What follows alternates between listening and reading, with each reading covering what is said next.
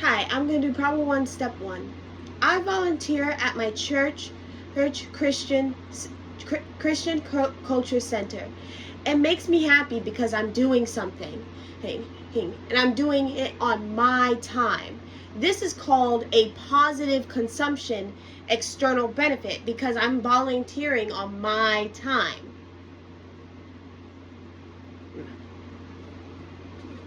Okay, now moving on to step 2.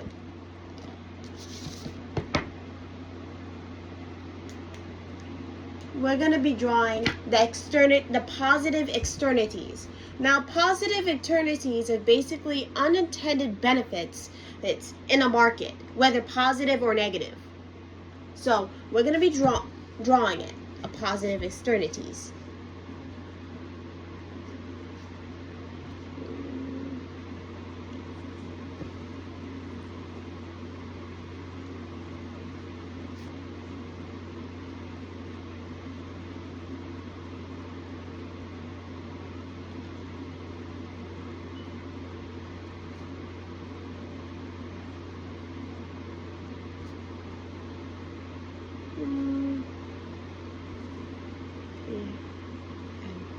C, B, E, S, B, C, E. And this is how I did it. Now, as you can see, this is the private marginal benefit, and this is the marginal social benefit, and this is the private marginal cost right up here.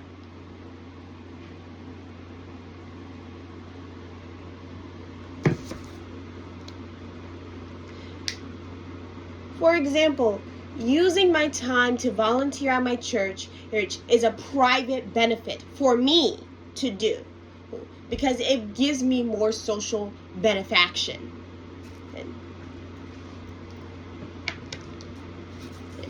I hope this explains it. Now, moving on to step 3.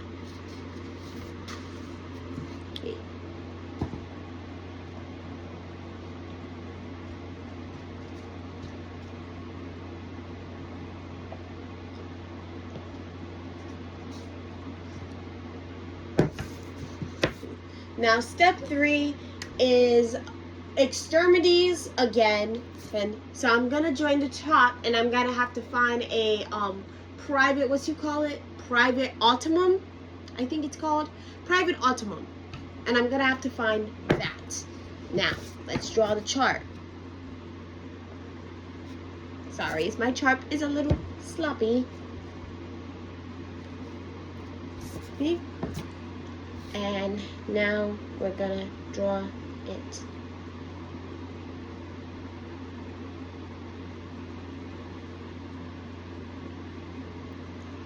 Okay, which one was it? Oh, demand is here, and the supply is up here. Demand, supply up here. And where we're gonna put the private optimum is right here. This is the private optimum right here. See that red dot? That is the private optimum. I'm gonna put PO for short. And now we can see the equilibrium, which is the quantity equilibrium, which is right here, which is see quantity equilibrium here, and the price equilibrium is right here.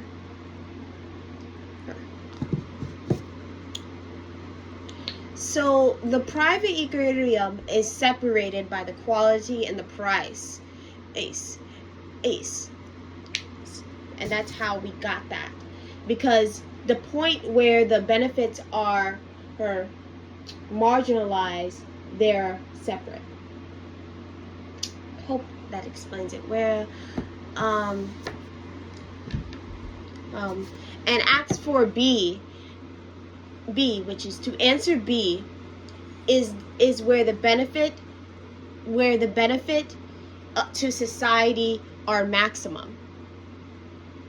The social benefit are maximum. Okay. Sorry. Here.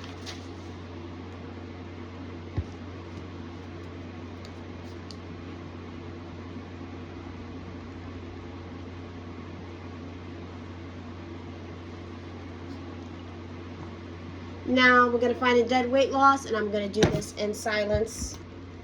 Thank goodness.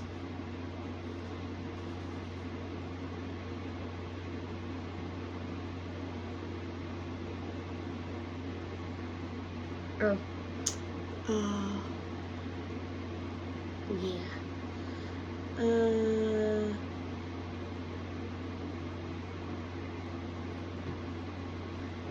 And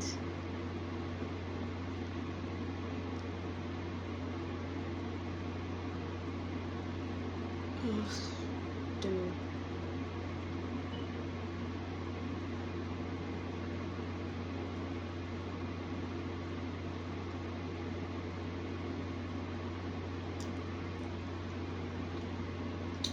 And this is the dead weight.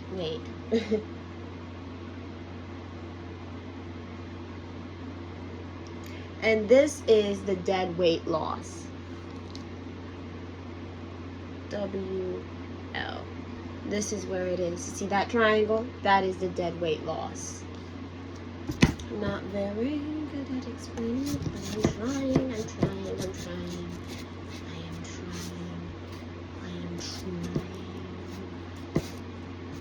Now, moving on to problem 2.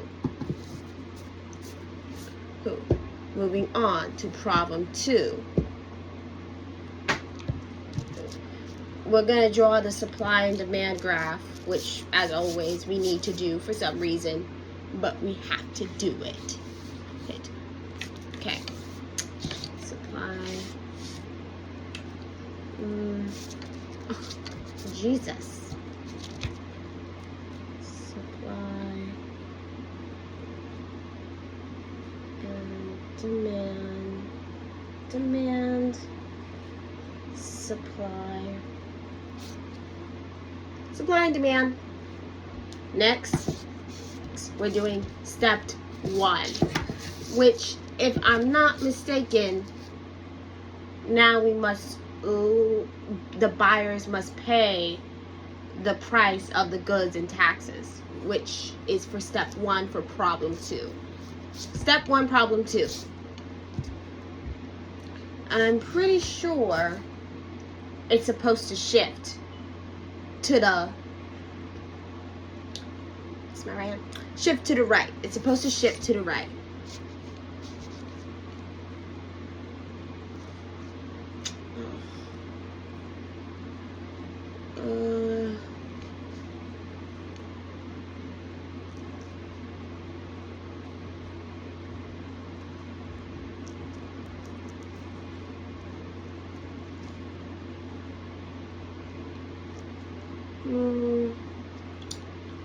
And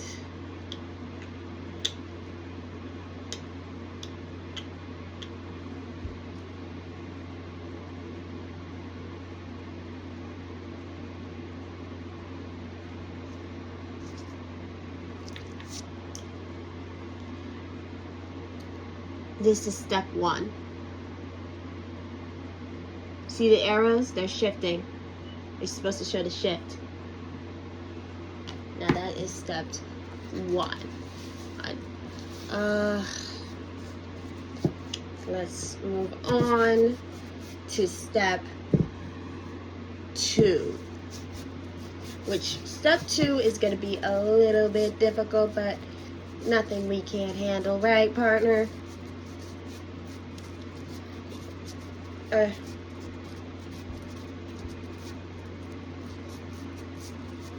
Step 2.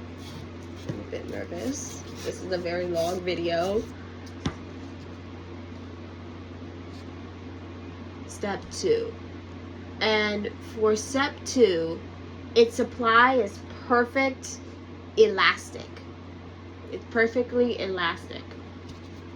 So we're going to show you how it's going to be perfectly elastic.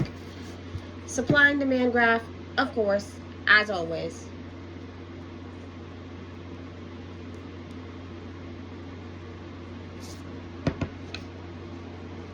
And I'm also going to show you the tax revenue.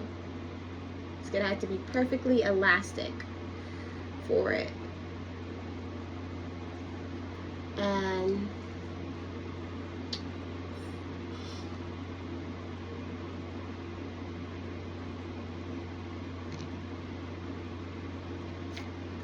And there, here is the graph for step 2. The tax for problem step 2. The tax revenue, and the supply is going to be elastic.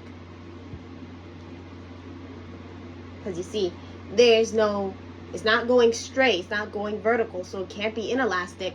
So the supply is going to be elastic.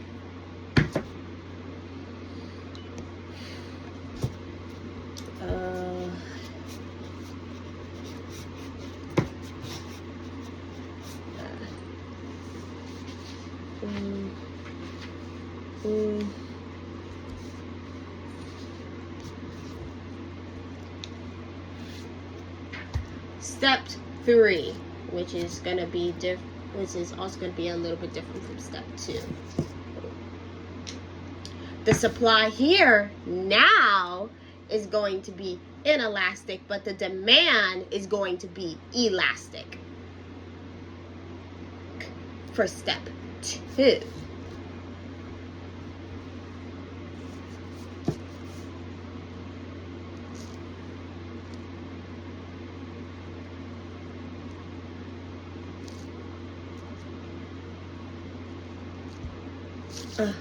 Right.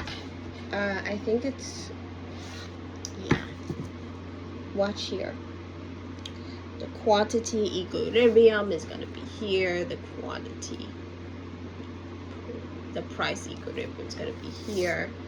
And of course, we're going to need to draw the tax revenue, which is going to be like a box.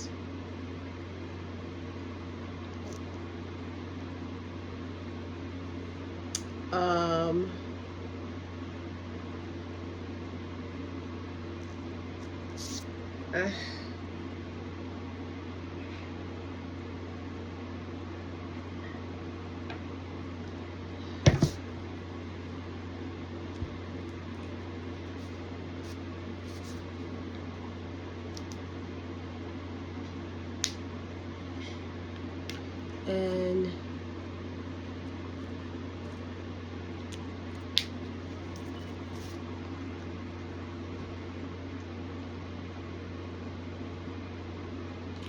step 4, the government's step 4, which what does step 4 say? Oh, okay. The government's way of wanting to tax the cookies for the revenue purpose is because the cookies are sugary and hot and healthy. So it's to discourage the public from buying it. That is for step 4.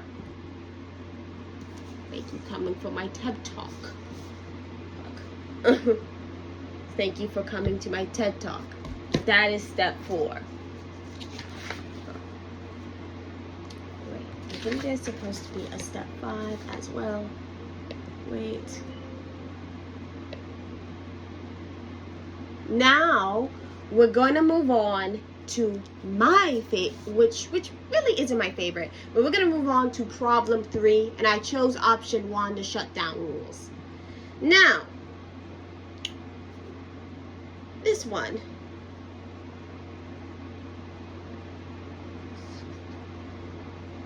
It's quite interesting. Problem 3. So for that, we're going to draw 2 graphs. Well, not really draw. We're going to do step 1. So step one, I'm going to need to draw a demand for the PC firm between the ACT and the AVC, where it intersects the MC. So let me, which is the marginal cost. So I'm going to need to do that. What am I?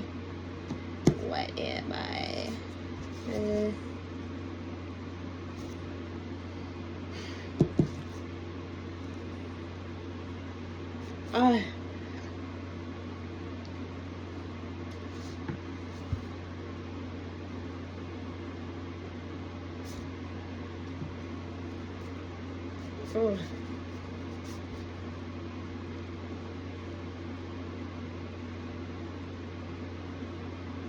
I don't really know how to draw a graph. This is gonna be difficult. Okay.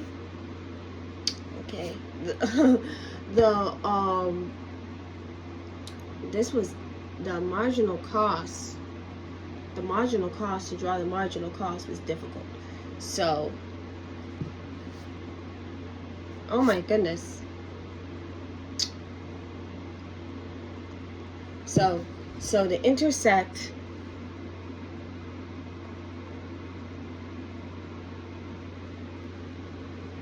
PC and the marginal cost. MC, marginal cost, is here. You see that curve? That curve, I try to draw it properly, but that curve is a marginal cost.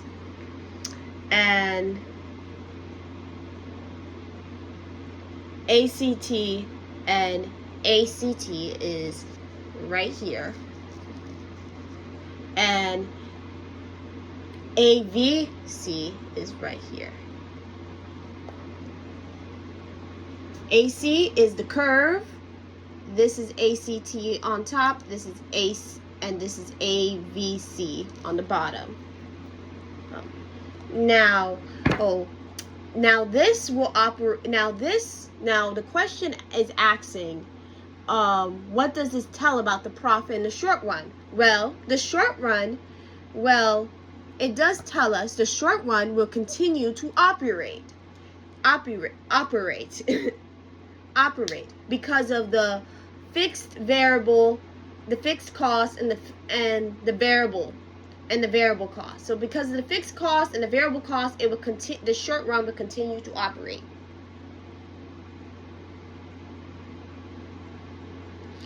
And that's why. And should the firm keep operating in the short run? It should, because, well, it's already doing great. So why not just continue? Okay, next is step 2, which I need to honestly do almost like the exact same thing, if you want to keep it a buck. So step 2 for problem 3, option 1, step 2. So I gotta do it again.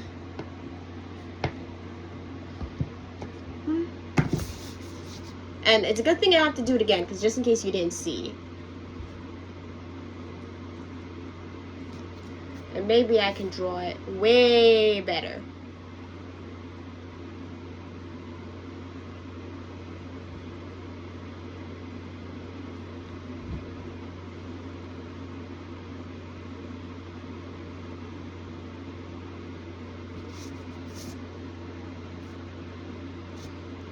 Oh.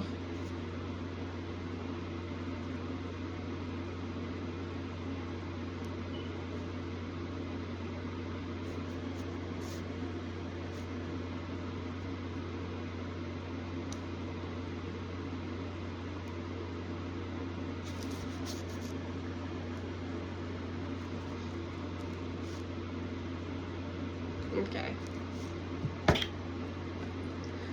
And there you have it, my friend.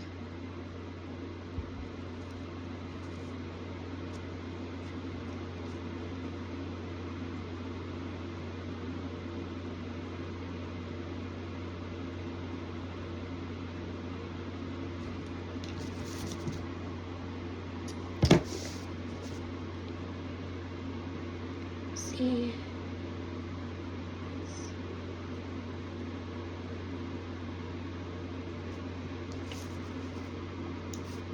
And there you have it, my friend. Step 2, option 3. So as you can see, ACT is right here, AVC is right here, and marginal cost is this curve. You see, the marginal cost is the curve. Now, for this one, it says, what does this tell us about the profit in the short run? It tells us that it should shut down because and you might be asking yourself, why does that happen? Well, that's because the increases loses this.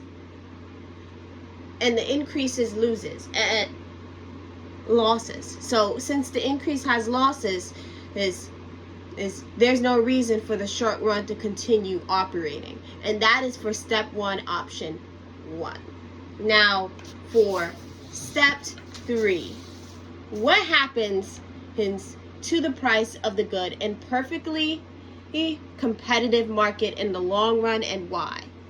In the long run, firms in perfect competition makes zero economics.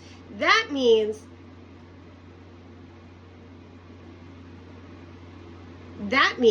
the long runs are going to add up to 0. You're just going to get 0, my friend. And it's going to exit and it's going to decrease. So you're going to get 0.